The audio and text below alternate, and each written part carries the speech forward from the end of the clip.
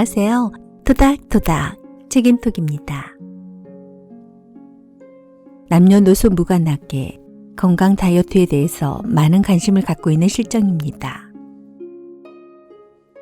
저는 물만 마셔도 살이 찌는 체질인가 봐요. 비만 클리닉에서 가장 많이 하는 하소연입니다. 다이어트에 관한 각종 정보가 난무하고 다이어트 식품도 본인이 원하는 시간에 맞추어 배달되는 시대가 되었습니다. 가장 중요한 것은 실행할 수 있는 것과 그 실행을 지속하는 것, 이것이 제일 중요합니다. 오늘 여러분들께 소개해드릴 책은 21세기 북스에서 펴낸 솥팥에 하나만 빼고 다 먹는 다이어트, 저자는 이동훈 작가입니다. 마음껏 먹으면서 평생 날씬할 수 있다면 누구나 이 책이 궁금해질 것 같습니다. 물론 여기에 가장 중요한 전제 조건이 붙습니다. 딱 하나만 빼고 딱 하나를 알아보기 위해 본문으로 들어가 보겠습니다. 마음껏 먹으면서 평생 날씬할 수 있다면 우리 모두의 소망이지 않을까 싶은데요. 다 먹는 다이어트, 물론 여기에 중요한 전제 조건이 하나 붙습니다. 물만 먹어도 살찌는 체질에서 숨만 쉬어도 살 빠지는 체질로 많은 사람들이 가장 많이 하는 하소연이, 아니 저는 물만 마셔도 살찌는 체질인가 봐요. 비만 클리닉에서 가장 많이 하는 하소연이라고 합니다. 대부분의 다이어트들은 식이 조절에 어려움을 토론하곤 합니다. 배고픔을 참기가 무척 어렵다는 것인데 당연한 말입니다. 그간 유행했던 다이어트 방법들은 대부분 배고픔을 억지로 참아내야만 하고 극단적인 식단을 오랫동안 지속할 수 있는 사람은 지극히 드물기 때문입니다. 그러다 보니 다이어트에 실패하는 사람이 많을 수밖에 없다는 것이죠. 다이어트의 가장 중요한 요소는 식이입니다. 아무리 운동을 열심히 하더라도 무분별한 식생활과 폭식을 이어간다면 살을 뺀다는 것은 불가능할 수 있습니다. 그리고 이런 식이 조절은 평생 해야 한다는 것입니다. 결국 성공적인 다이어트를 위해서라면 무엇보다 중요한 것이 지속 가능해야 한다는 것입니다. 말은 참 간단하죠. 하지만 막상 실천하려니까 막막하지 않습니까? 세계적으로 권위 높은 의학지 뉴 잉글랜드 저널에는 기존의 칼로리 이론을 뒤엎는 연구 결과가 실렸습니다. 비만인 사람 132명을 대상으로 칼로리를 제한한 A그룹과 칼로리를 전혀 신경 쓰지 않고 먹게 하는 B그룹으로 나누어서 체중 변화를 비교해 보았습니다. 실제로 A그룹은 하루에 평균 1576칼로리를, B그룹은 1630칼로리를 6개월 동안 섭취하게 했습니다. 과연 어떤 그룹의 체중이 더 많이 빠졌을까요? 당연히 칼로리를 덜 먹게 된 A그룹의 체중이 더 많이 빠지지 않았을까요? 하지만 반전의 결과가 나타났습니다. A그룹의 체중은 1.9kg 줄어든 반면에 B그룹은 오히려 5.8kg이나 감량이 되었습니다. 인슐린 민감성과 중성지방 등의 대사 관련 지표 역시 B그룹이 월등하게 개선되었는데요. 이러한 결과가 나올 수 있었던 비결은 바로 탄수화물을 줄이고 단백질과 지방을 늘린 결과물이었습니다. 이렇듯 칼로리는 몸무게에 그대로 반영되는 값이 아니며 다이어트의 절대적인 기준이 될 수는 없습니다. 현대인이 날이 갈수록 쉽게 살찌고 병들어가는 원인을 식이에서 찾아본다면 탄수화물을 필요 이상으로 많이 먹으면서 좋은 지방의 섭취가 부족한 탓입니다. 칼로리를 따지면 따질수록 다이어트에 실패할 가능성은 높아집니다. 사실 모든 음식의 칼로리를 일일이 계산한다는 것 자체가 불가능에 가까우며 칼로리를 따져가며 겨우 살을 뺐더라도 금세 다시 요요 현상이 찾아오는 걸 이미 수없이 경험할 수 있었습니다. 더 이상 똑같은 실수를 반복하지 말고 다이어트를 한다고 해서 퍽퍽한 닭가슴살과 고구마만 질리도록 먹을 필요는 없습니다. 삼겹살을 구워 먹더라도 뱃살을 드라마틱하게 줄일 수 있습니다. 영양성분표에 적혀있는 칼로리 따위는 그냥 쿨하게 무시해버리고 살은 칼로리를 확인하지 않더라도 얼마든지 뺄 수 있습니다.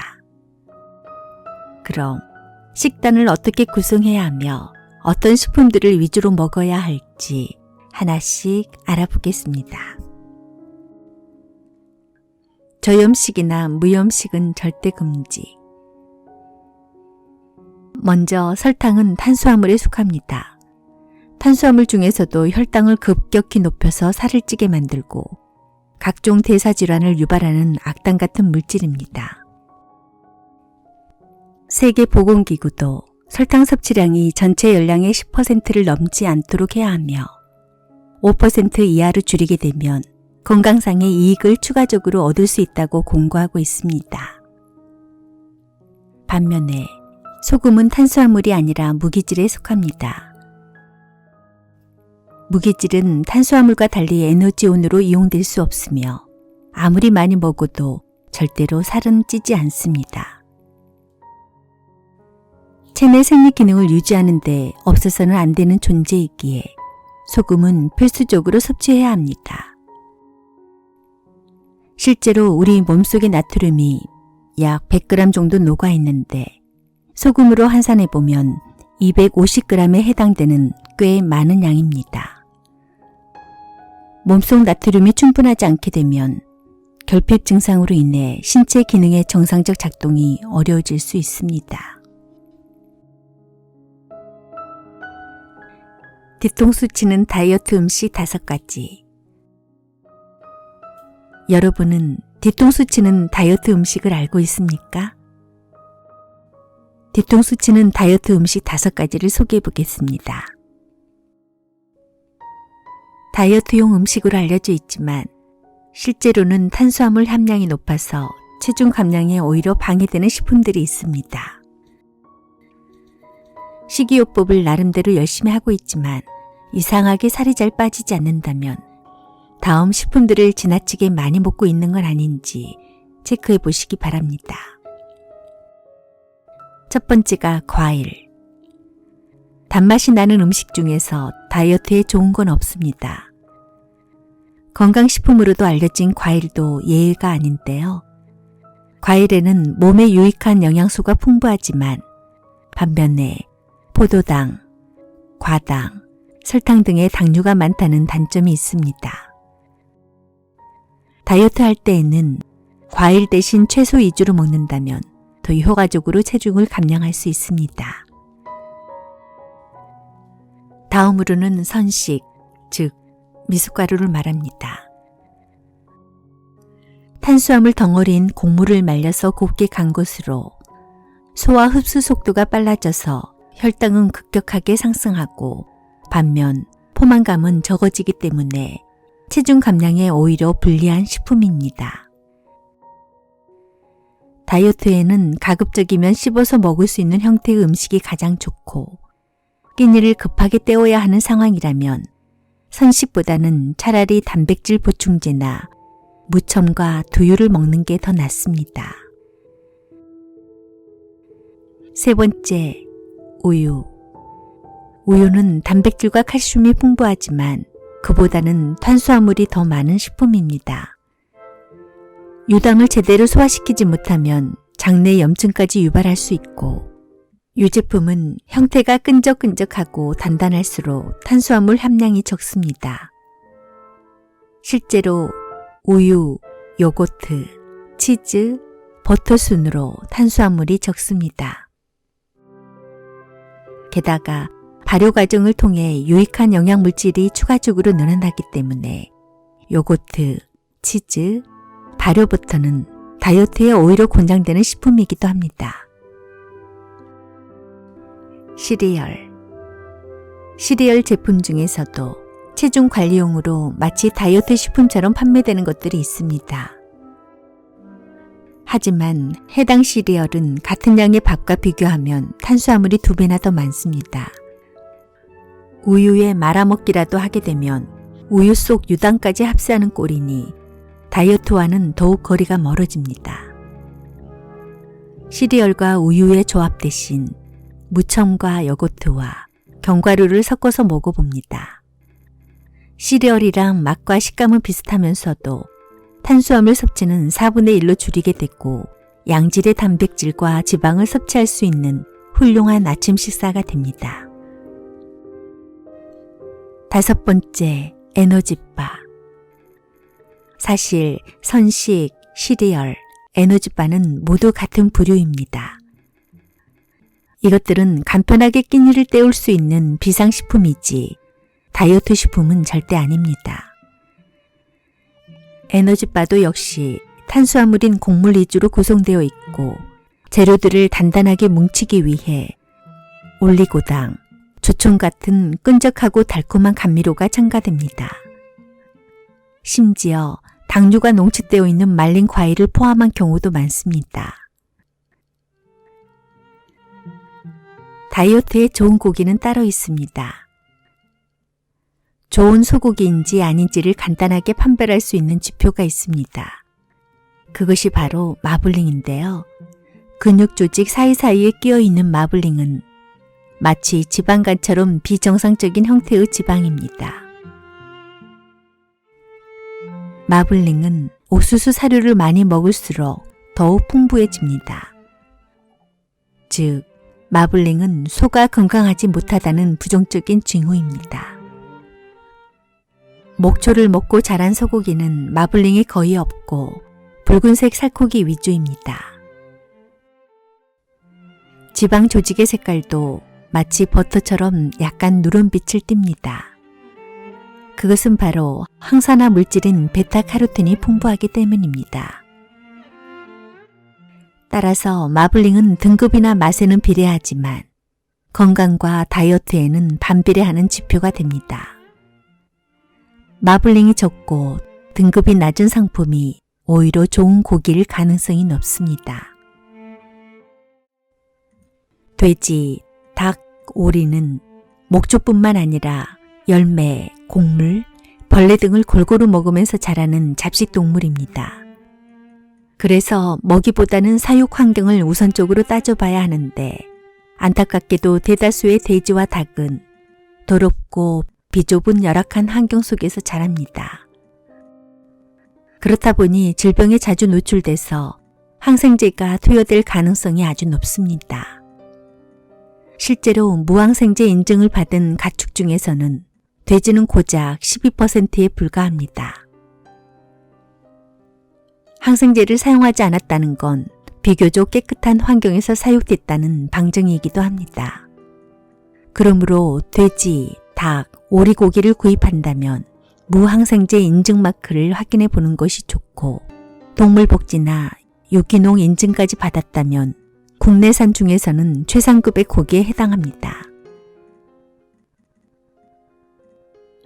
어벤져스에는 리더 캡틴 아메리카가 있고 BTS는 리더 남준이 있듯이 다이어트에 있어서 3대 영양소의 리더는 단백질입니다.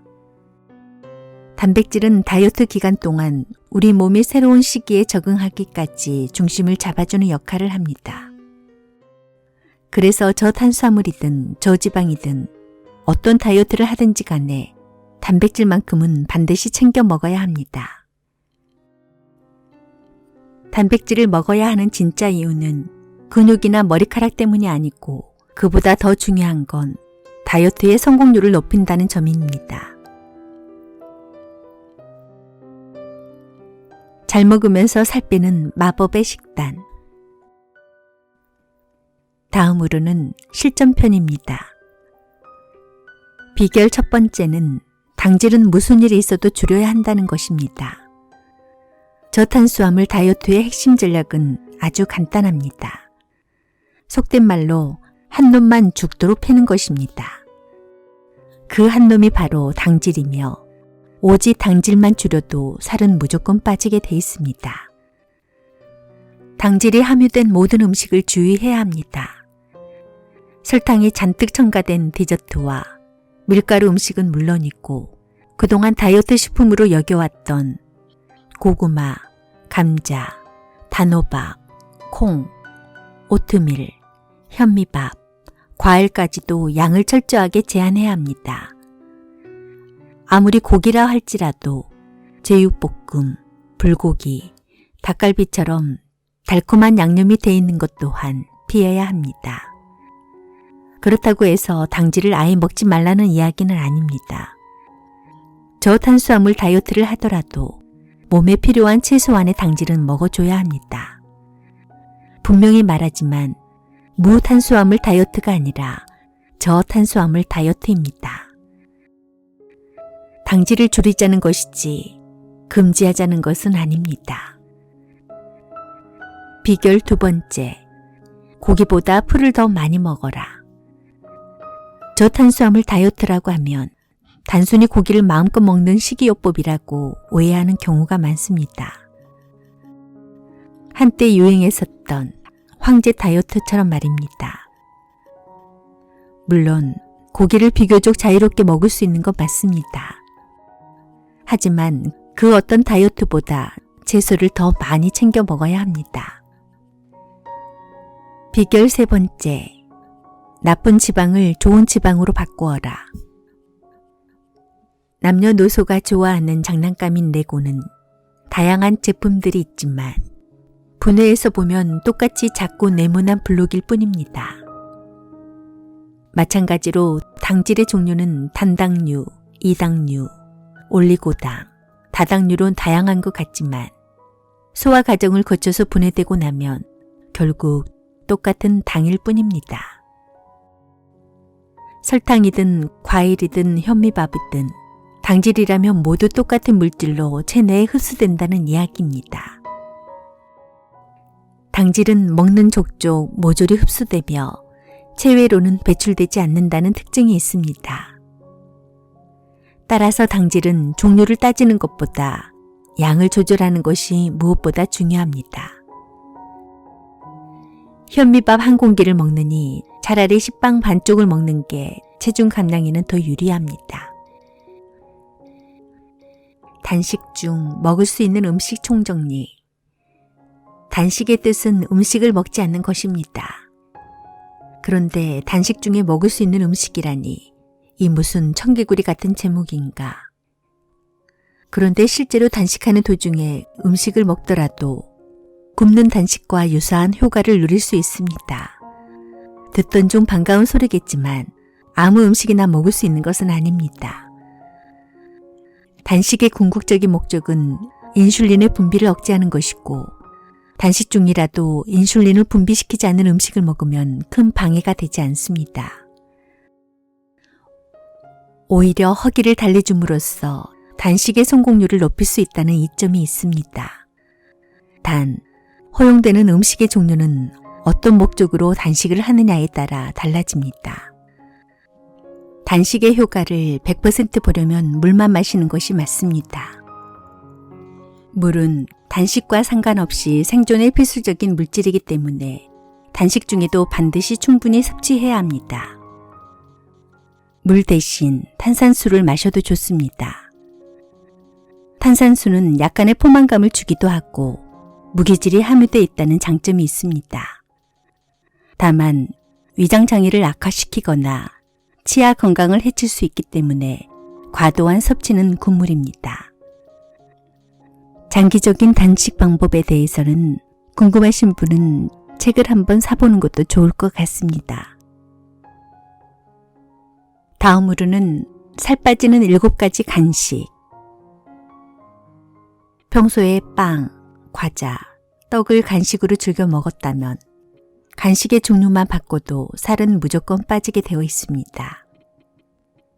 반대로 다이어트에 성공했더라도 예전에 먹었던 간식을 다시 찾게 되면 반드시 요요가 올 수밖에 없습니다. 그러니 간식은 날씬한 몸을 위해서라도 식사만큼이나 신경 써야 하는 매우 중요한 요소입니다. 좋은 다이어트의 간식의 최우선 조건은 당질이 거의 없어야 한다는 것인데 쉽게 구할 수 있고 간편하게 먹을 수 있어야 합니다. 또 씹어 먹을 수 있는 형태여야 식욕을 보다 효과적으로 억제할 수 있습니다. 이러한 조건들을 만족하는 다이어트 간식 7가지, 바로 치즈, 오이, 토마토, 계란, 하루 경과, 카카오 닙스입니다.